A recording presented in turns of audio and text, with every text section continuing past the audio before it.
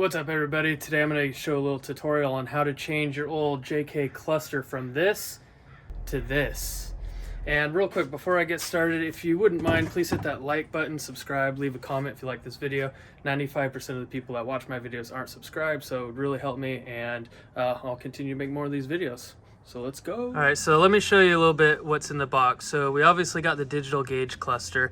Then we got our two sync cables. We got our J-Pro updating USB cable. And we also have the buttons right here.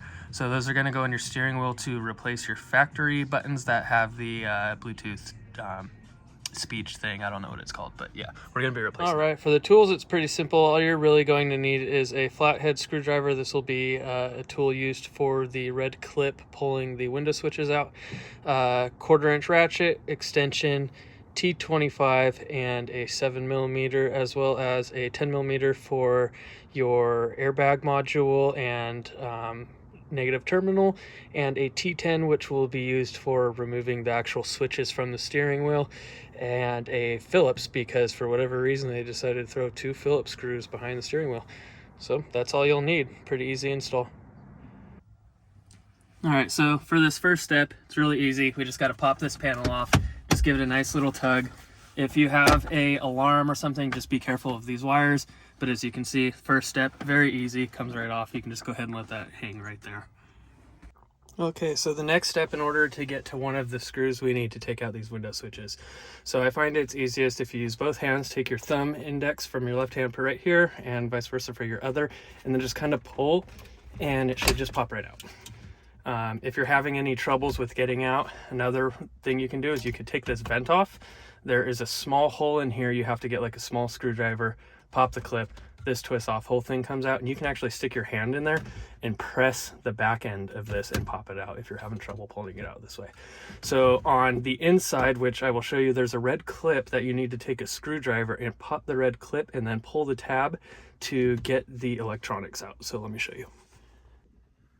Okay, so this part's pretty easy. It could be a little tricky if you don't know exactly what you're looking for, but you just want to pop this clip over.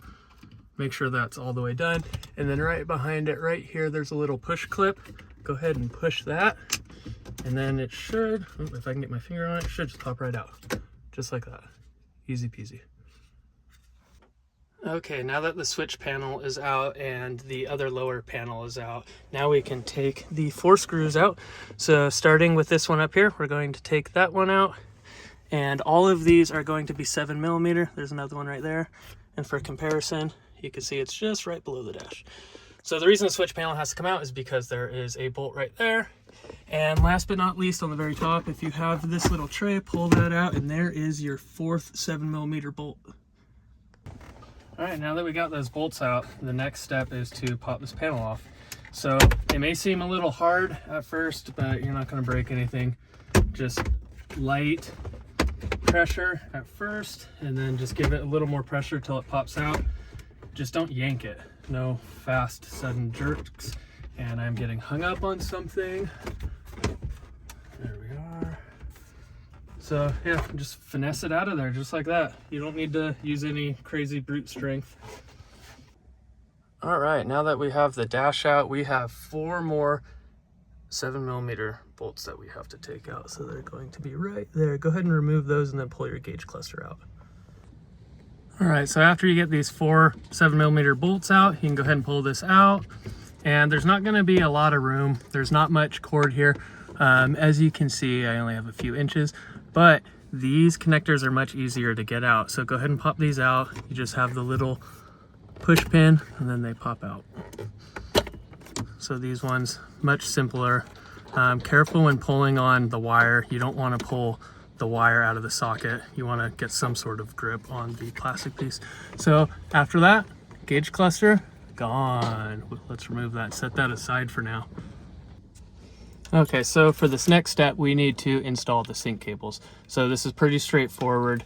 When you look at the connectors, we are going to be plugging the female connectors that I have right here into the existing wire harness that is behind the stock gauge cluster. So we can go ahead and take these, drape out the other connectors over to the side because we have to plug the other ones into the new dashes. These are color coded right now. I don't know if Carobotor is going to be changing the color, so don't rely on that. Always make sure to check the pins. Last thing you want to do is damage something behind here, but it is pretty self-explanatory.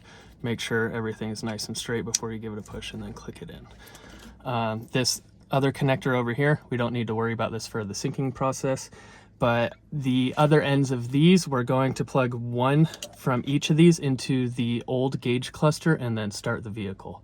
Once the vehicle is started, we will go ahead and install the other two connectors into the back of the J Pro and then press the unlock button and wait for the interface to be activated. And I will show you what that looks like here. Okay, so as you can see, those female connectors have plugged into the male connectors from the stock wiring harness. They come down. What's really nice is they give you a lot of wires, so you can do all of this right on your seat if you'd like, or however you want to do it. So these are both plugged in, and before we plug this in, we need to start the vehicle and then press the unlock button to initiate the syncing phase, and then after that the activation code will come on. So yeah, let me show you. If I can find my keys, here we go. And another thing, keep this handy, you'll see.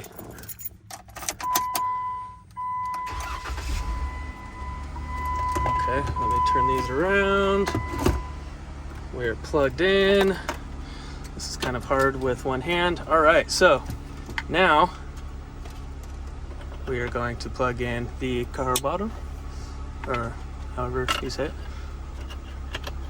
All right, now let's flip this over.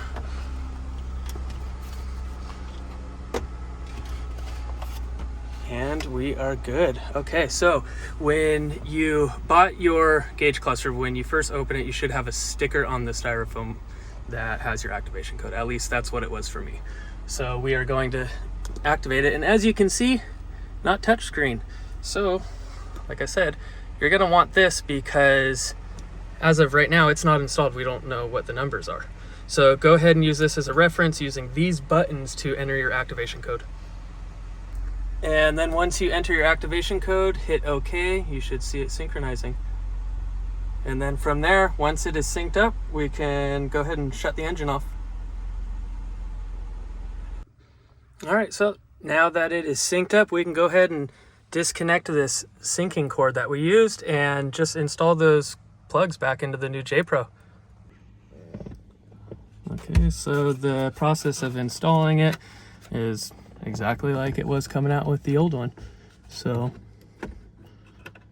just in reverse, we're gonna go ahead and clip these. Remember, you don't have a lot of room back here.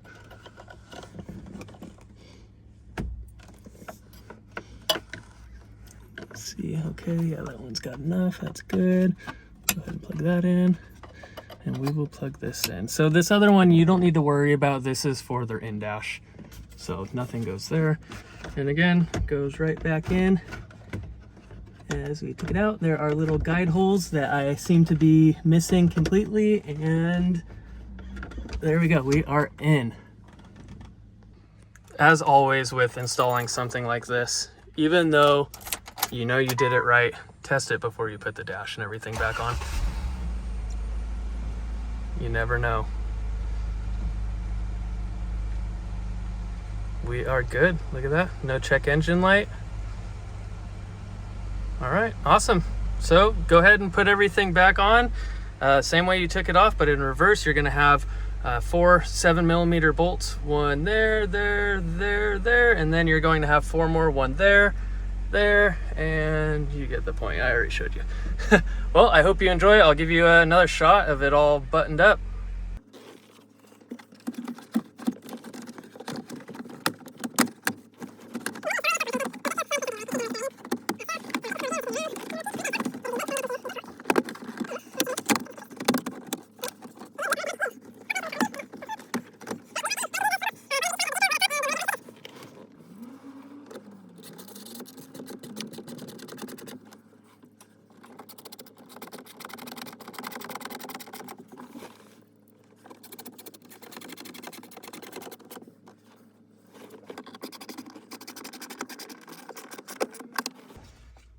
Last but not least, we can go ahead and install the switches.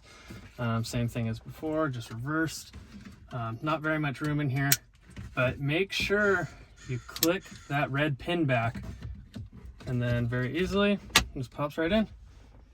And we are done with that. Next, we are going to do the switches. Just kidding, we're not quite done. So we still have this. As you can see on the bottom, these aren't clips, so to say. These are more of like a, I don't want to call them a swing connector. So go ahead and put those in there so it grips. Swing it up and then just pop those in. Super, super easy. So anytime you are going to be disconnecting or working with the airbag, you always want to make sure to disconnect the terminal, the negative terminal on your battery. So the reason for this is you want to make sure that there is absolutely no power going to the airbag, because the last thing... Okay, so now that we got the battery disconnected, one thing I recommend doing to help drain the leftover current in the system is just turn your headlights on for a few minutes. This way you don't have to sit around for 20 or 30 minutes waiting to make sure it's safe to start pulling out the airbag. All right, now that the battery is drained, on the back side of the steering wheel, you're going to see a 10mm bolt. You're going to go ahead and remove that.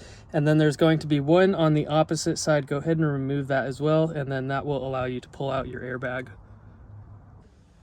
Okay, sorry for the weird angle, but after you get those two 10mm bolts out, you can go ahead and pull the airbag off. And then you are going to see these three connectors. So these two are very easy to get off. They have these little pinch tabs right here. That's the first one. Then the second one. I won't be able to do this with one hand because I want to be careful, but this one just pops out as well. There's a little tab. All right, so I probably could have actually got it done with one hand. This one, there's no tab that you release. It's just automatic tab. Just give it a little pull from the plastic clip, pops out, and then there you go. Okay, now that we have the airbag out, we have these 4 T25 Torx screws, bolts, whatever, that we got to get out. And then underneath, for whatever reason, they decided to go with Phillips heads. So these are not T25, so you're going to need a Phillips head screwdriver. Okay, now that we got these 4 T25s out and then the 2 Phillips that were behind here, we can go ahead and take off this entire plastic mold that holds the switches and these. So there are these 2 little locking clips, so you need to pry up, I'd say right in between these, pop that out. I could probably do this with one hand. Yep, there we go. And then just pop it back. There we go, nice gentle force. And just pop them out. There we go. Now, we have access to our switches.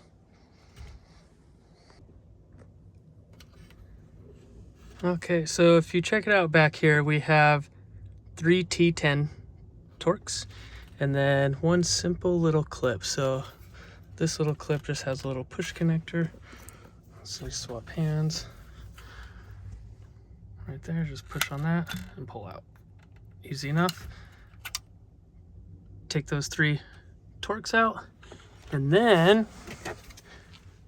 just replace it with this. Pretty simple, right? Pull those 3 out. Put this in, put the 3 back in, connect the connector.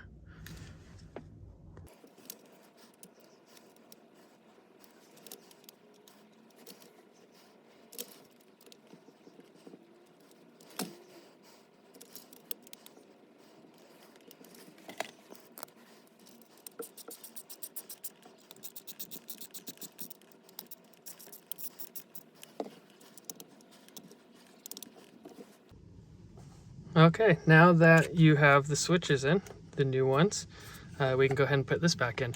And one thing you want to be very careful of is to make sure you are not pinching any wires at all, especially these airbag wires. It goes in really simple for the most part, but again, just double check that you are not pinching anything and then just pop them back in. You may have to finagle it a little bit, like I like to say, but there you go. We are, oh, there we go. Now we are clipped in. Okay, we are clipped in. We are going to put these 4 T25s back in, and then on the bottom side under here, we have those 2 Phillips.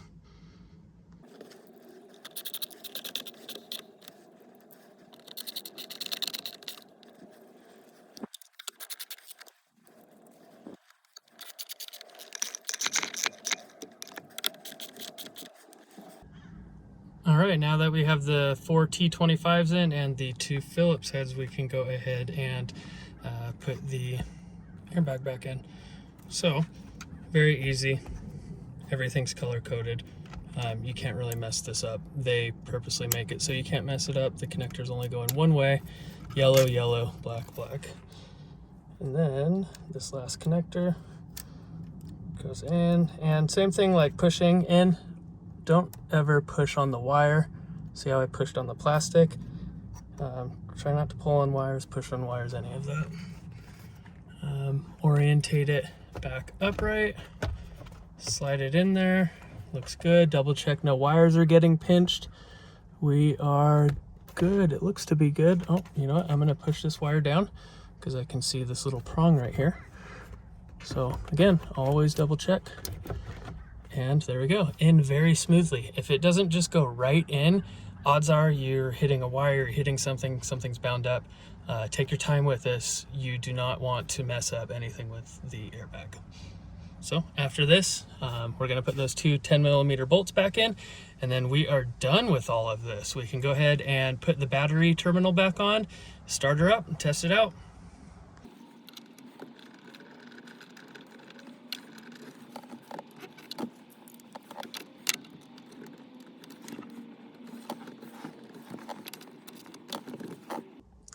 Okay, now we're good to go. So we have the new buttons installed.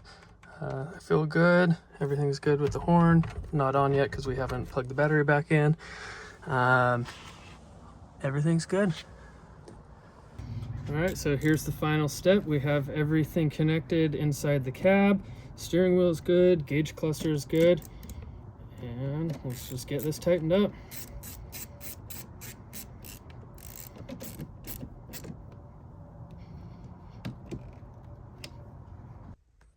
All right, so we are all done. Do a little test. Start the Jeep. And there we go. Got the buttons on.